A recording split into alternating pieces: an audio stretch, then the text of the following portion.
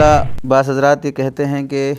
نبی کریم صلی اللہ علیہ وسلم کو اپنے جیسا بھائی کہنے والے لوگ گستاخ رسول ہیں، بے ادب ہیں۔ نبی کو ہمارے جیسا بھائی کہنا جائز نہیں ہے، یہ نبی کی شان میں بہت بڑی گستاخی ہے۔ چنانچہ شاہ اسماعیل شہید رحمۃ اللہ علیہ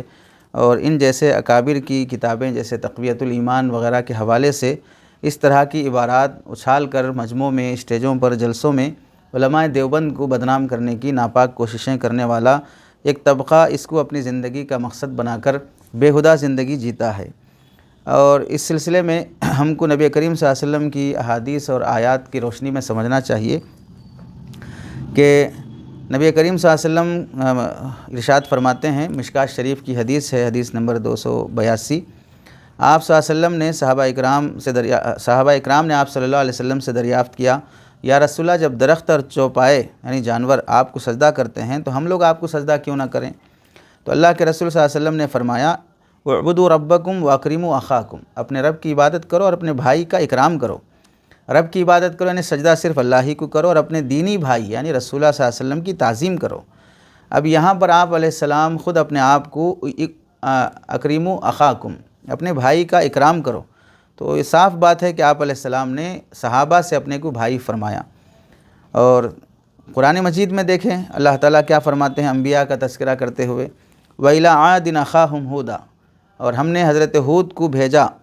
اِلَىٰ عاد قوم عاد کی طرف ان کے بھائی ہود علیہ السلام کو،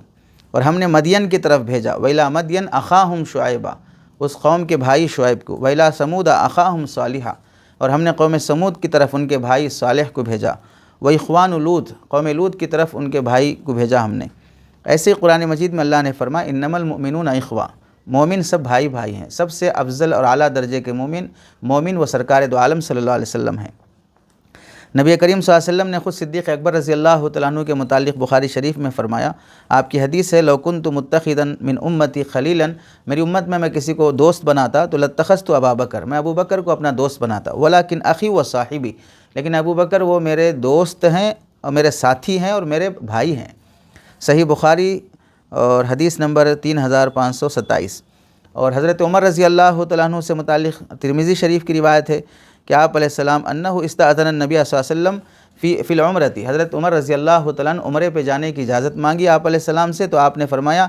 اے اخی اشرکنا فی دعائک ولا تنسانا، اے ہمارے بھائی ہمیں اپنی دعا میں یاد رکھنا اور ہمیں نہ بھولنا۔ ترمذی شریف کی حدیث ہے، جلد نمبر 2 صفحہ نمبر 196۔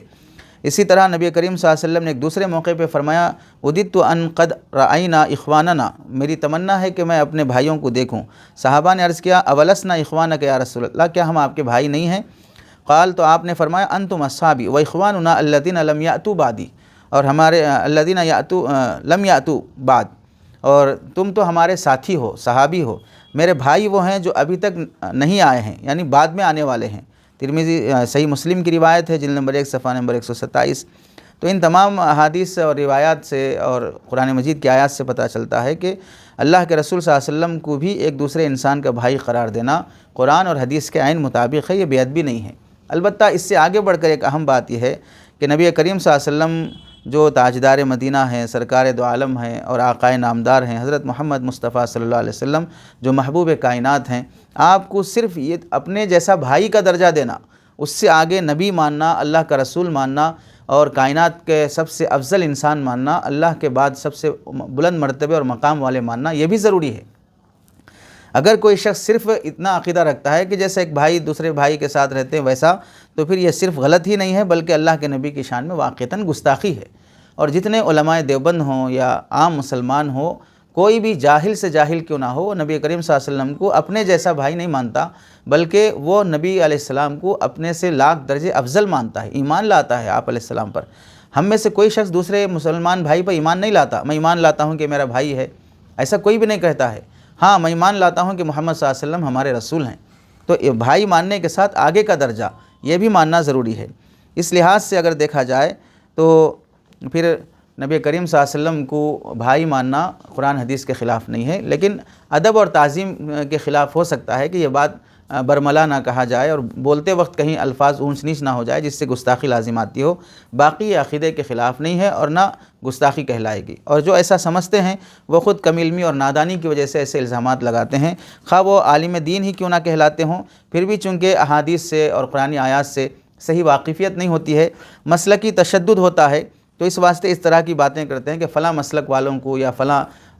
دیوبند کے طبقے کو ٹارگٹ کرنا رہتا ہے، تو جلسوں میں اس طرح کی حماقت اور کم علمی کی بوچھاڑ کرتے ہیں، چونکہ سامنے بیٹھنے والا ان سے کوئی زیادہ عالم نہیں ہوتا ہے، تو اپنے اسٹیج کی کا وقار اسی سے باقی رہتا ہے کہ دوسروں پر کیچڑ اچھالا جائے، اس سے کوئی خاص فائدہ نہیں ہوتا سوائے امت میں انتشار کے۔ ایسی باتوں سے بچنا چاہیے۔